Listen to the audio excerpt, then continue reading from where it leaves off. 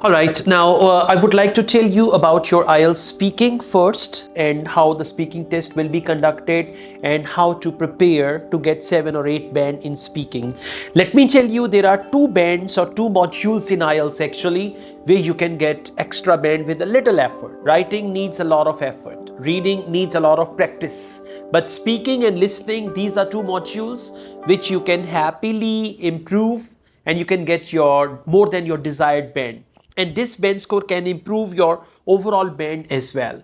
So as far as speaking module is concerned, in speaking we have 3 sections and the level of difficulty increases. Section 1 is basic, section 2 is intermediate, section 3 is advanced, and they check your English at 3 different levels. For example, in part 1 they just check your basic understanding. They will ask you questions like, what's your favorite color? Tell me about your hometown. Where do you come from? Right? Then they will ask you further questions about shopping. In IELTS speaking, all the questions of examiners, they are based on 2 things. One is general questions and second is familiar topics. Now, if I ask him about his hometown, he is familiar with it. Right? If I say, tell me about your hometown, it's a general question. If I say, what's your favorite food? You know that because it's a general question and topic is familiar. So in IELTS, you will never find any general knowledge thing. In speaking part 1, examiner's question has got 2 parts.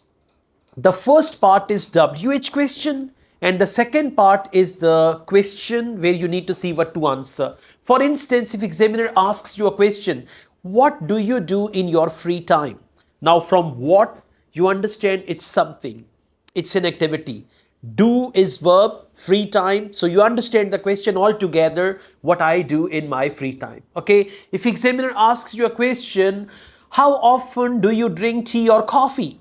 Now, how often? It's a question word. And you understand how often means frequency. How many times? Do you drink tea or coffee? All right, twice a day, 3 times a day, once a day, and then you can go on.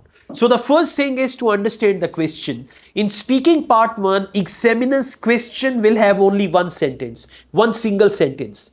There will not be any compound, complex sentence. In speaking part 1, examiner will ask you questions in just one single sentence. What do you do in your free time? What is your favorite drink? How often do you go out with your family? Like this. Now, the thing is how to answer these questions. Before you learn how to answer the question, you need to be very clear that examiner will observe my 4 things. First, examiner will see my fluency. And if I'm doing a lot of this is the enemy of fluency. Fluency does not mean to speak English very fast. Fluency means you speak in a flow. Okay, fluency means you don't take pauses, you don't speak word by word. Fluency means you speak sentence by sentence. When you deliver one sentence, there is no break. So the first category, first criteria is fluency. After that, they will check your pronunciation. Pronunciation means you pronounce English words correctly. They will not check your accent. They will not see he does not speak American English or English, right? British English, not at all. They will only see the clarity and the standard English pronunciation. So this is the second marking criteria. After that, obviously, they will check your grammar.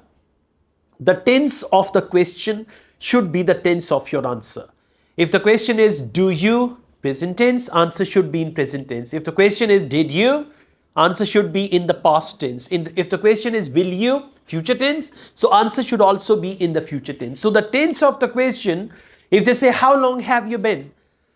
How long have you been is future, present perfect continuous tense. So answer should also be in present perfect. So you need to identify the tense and then you have to answer accordingly. This is what we call grammar. After grammar, the next marking criteria is vocabulary. So what is vocabulary? I mean, you need to use variety of words in your answer. If I say, what's your favorite drink? You say, my favorite drink is coffee and I usually like hot coffee very much. Sometimes I drink cappuccino, but mostly I like to drink double shot Americano, which is my favorite coffee. So to answer your question, I love to drink coffee. Now see, coffee, cappuccino, double shot, Americano, this. examiner will understand that this candidate knows English. Otherwise, what's your favorite drink? My favorite drink is coffee. I like coffee very much. Coffee is very delicious. Coffee is this. 5 sentences about coffee, that will bring you low bench score. So the way you speak, that is going to get you the bench score. Okay. So vocabulary does not mean that you use difficult words. It means you need to use a variety of words which are related to the topic. Whatever the topic is, whatever the question is. So if the question is about music, you need to use music vocabulary. What is music vocabulary? Loud music, rock and roll, or you can just say, I love to listen to jazz, folk songs, national music, things like that. So examiner wants to see how much English you know. If you know this much English, this much bench score. If you know this much English, you're going to get this much bench score. So these are 4 marking criteria. Now, the next thing is how to answer the question. It is not necessary that you answer every question in IELTS. Sometimes it is possible that you don't know the answer. In that case also, you have to handle the question. Whatever the question is, you have to answer. Keep that in mind, okay? You cannot say, for example, they ask you a question, do you listen to music? You say no. Now, answers like yes, no, right? These answers will bring you low bench score. If they say, do you listen to music? No, I don't listen to music. Actually, music causes headache. And since my childhood, I have never liked music. And it is against my religion as well. So to answer your question, I don't listen to music regularly. Okay? And remember one thing. In IELTS speaking, do not discuss politics, do not discuss religion, just answer neutrally. Okay, this is important. You should answer neutrally, whatever the question is, even if the answer is negative. Do you like to go to the cinema? No, I don't like to go to the cinema. My family does not allow me, and in my country, the cinemas are not very good. Even it is not taken as positive thing that you go to the cinema. So to answer your question, I have never been to the cinema and I would never like to go there. Proper answer. So you need to give proper answer. Okay, examiner will not see whether the answer is positive or negative. Examiner will check your English. But it does not mean that you speak anything. Examiner asks you a question, what do you do in your free time? Once upon a time, there was a crow, and one day the crow was thirsty. You say, my teacher said speak. Okay, so just carry on with that. No, you need to speak according to the question. Whatever the question is, your answer should be according to that. Okay, so these are 4 criteria. And in speaking part 1, examiner will check your fluency, pronunciation, grammar, and your vocabulary. And out of, like in all 4 things, you will be given bench score out of 9. And then they are going to, for example, if you get 7 in fluency, 7 in pronunciation, 8 in grammar, 8 in vocabulary, so all added, divided by 4, bench score will be 7.5. So like this, they're going to give you the bench score. And this is speaking part 1.